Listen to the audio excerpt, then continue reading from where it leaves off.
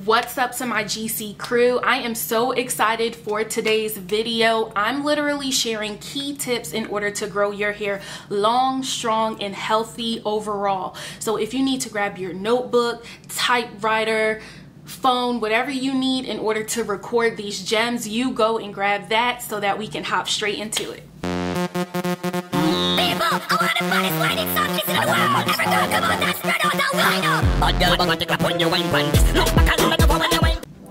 The very first tip for growing long and healthy natural hair is actually making sure that you have an all-inclusive hair regimen. And I'm talking about products.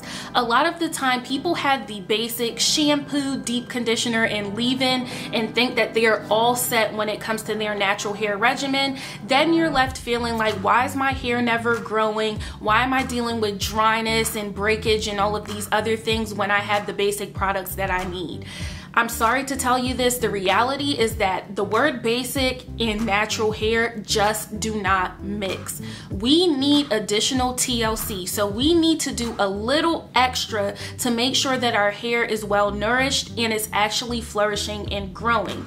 So with saying that, these are the products you should make sure that you have in your product lineup.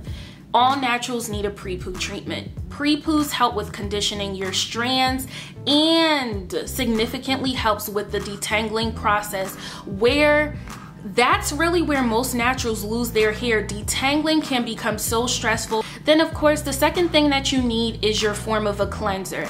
Most people go for traditional shampoo, some opt for rinses, and then some opt for clay mask. You can make that determination for yourself, but please make sure that you're actually shampooing and not just opting for co-washing your hair, which is washing your hair with conditioner. It honestly just does not make sense to me. I'm sorry for whoever out there does that. It doesn't make sense. You need to clean your scalp. Then the next thing is you need to make sure that you have both conditioners that you need. And I know this may come as a bit of a shock because the conditioner conversation is always up in the air in the natural hair community. But the reality is that you need both a traditional conditioner and a deep conditioner. The next thing, of course, is your leave-in conditioner, because you want to make sure that your hair is still well moisturized as you go through your traditional week or 2 weeks, whatever your regimen is. And then you need that sealant. A sealant may be a heavier carrier oil such as almond oil, olive oil, Jamaican black castor oil, or a heavier cream or butter, dependent on your preference. The last product that I will mention is protein. You can opt for a protein conditioner or a traditional protein treatment, which I will tell you is way more intensive than a protein conditioner. I personally do protein conditioners once a month on my hair because I do have protein sensitive. Tip is to boost your metabolism. You don't need to click off. I'm not giving you the generic, you need a better diet. Although in part that is extremely true. The reality is that boosting your metabolism significantly helps with hair growth, and there's two ways you can do that. You can do it through moderate cardio. I know a lot of the time people don't really explain the activity that you need to be doing in order to get yourself together and also help with promoting that hair growth. So you want the moderate cardio. So cardio is like, you know, home, and strength training also helps with boosting your metabolism. Strength training is just the lifting of weights, or if you're using household items, you can grab a jug of water or a jug of juice and be lifting that as well to exert some energy. On the other side of things, when it comes to diet, there are definitely some key food items that you can start incorporated into your diet that are guaranteed metabolism boosters. The first one is grapefruit. I know a lot of people don't like the taste, and I'm pretty weird in that I absolutely love the taste of grapefruit. Grapefruit is a guaranteed metabolism booster, and please do not be tempted to sprinkle sugar on top of the grapefruit like I know some people like to do. Additionally, don't be afraid to grab that cayenne pepper. Cayenne pepper is something that I will admit I season all of my food with, and also include 1 teaspoon of cayenne pepper into your drinks. And the last thing, you guys can probably guess it, is getting omega-3 rich foods, which the easiest thing I can think about is fish, and I love myself some salmon. Listen, Protein-rich foods and foods that have omega-3 take a bit more energy for our bodies to actually break them down and digest them. When your body is going through that process, you're exerting energy and it increases your metabolism. That increased metabolism increases blood circulation, which leads to the scalp, which leads to protruding strands, which leads to healthy long hair, which leads to I told you so. So please boost that metabolism. The third tip, how convenient for growing that long and healthy hair, is adhering to something that I call the 3-block rule. And I'm referring to something that has to do with protective styling. Listen, you need to give yourself 3 weeks in between protective styles.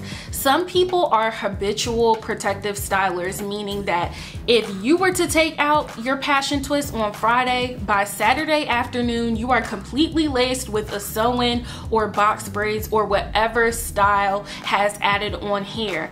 And while that may seem like an easier regimen for a lot of people and it just works for them, the reality is that you're not giving your hair the time to breathe.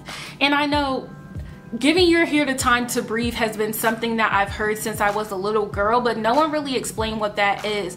And the reality is that when you have in a protective style, there's tension on your hair. It doesn't matter if someone braided the foundation of your sew-in most carefully, if your twists are not super heavy or anything. The reality is it is added hair on your scalp. Tensions on your scalp is stressing your hair strands. So you need to give yourself a break. If you get a protective style and you take it out tomorrow, wait 3 weeks before putting in the next protective style. Let your scalp be free. Let your strands be free. Have full access to your hair in order to do all of the things that I touched on in the first tip as far as walking through all those products in your hair regimen. You owe yourself that. And honestly, this is not just for protective styles where you add hair to it as well, because a lot of people think that protective styles just means weave, but it's not true. You can protective style with your natural hair. Flat twists are considered a protective style. Some people even consider buns a protective style as well, because your ends are tucked when you do a bun, whether it's a low bun or a top knot bun. So my recommendation, if you're protective styling with your natural hair, is to change up the pattern in which you do your hair. So for example, if you rock cornrows, don't always be tempted to do super small cornrows that are always going straight back. Try something with a design. Try going diagonally, because the second you start consistently pulling your hair in one direction, you're going to notice that your hair starts breaking in that direction, and even your hairline starts receding in that direction as well. Fourth tip for growing your hair is honestly opting for a multivitamin in your routine of just caring for your body. A lot of the time when people start getting into hair supplements and thinking that they're going to do a little more outside of the traditional regimen of manipulating and using products on their hair, most people just always opt for biotin. And the reality is that biotin doesn't work for everyone. I know it didn't work for me, but what a multivitamin has is a well balance of all of the groups that you need to be intaking into your body, and ultimately will support hair growth and hair health overall. So a multivitamin will include something such as biotin. It will have the iron that you need in there. A lot of people don't know, but a lot of the time when your hair is breaking and you feel like, I can never get my hair past shoulder length, I can never get past bra strap length, it may be because you have an iron deficiency. And one of the leading indicators of an iron deficiency is breaking hair, and a lot of people don't realize that.